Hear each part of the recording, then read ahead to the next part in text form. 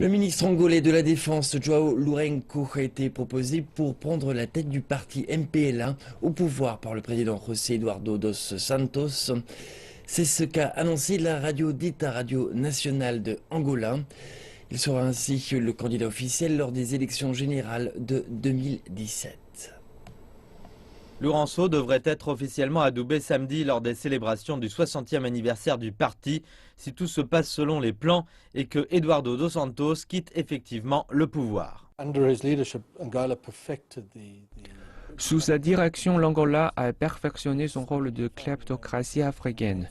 Les membres de sa famille sont extrêmement riches et je pense que leur emprise sur l'économie angolaise est totale.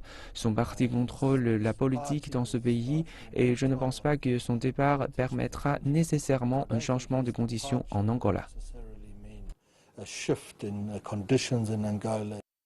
Si João Lourenço est candidat à la présidentielle, il est peu probable qu'il puisse changer les choses.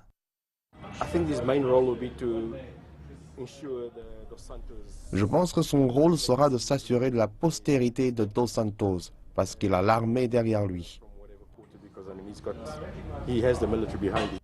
La route du changement a été préparée avec soin, selon les analyses de ce PDG.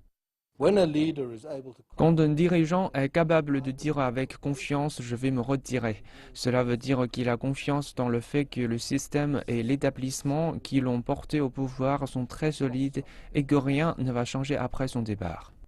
L'emprise de la famille Dos Santos sur le pays va bien au-delà de la sphère économique. Ce qui a été bizarre lors du dernier congrès, c'est que pour la première fois, José était aussi là et a voté au sein du comité central.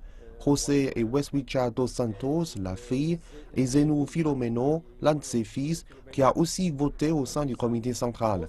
Lui par le biais de l'aile des jeunes, elle par le biais de la Ligue des femmes. Avec ces dernières évolutions, il est peu probable que l'on assiste à un changement de régime.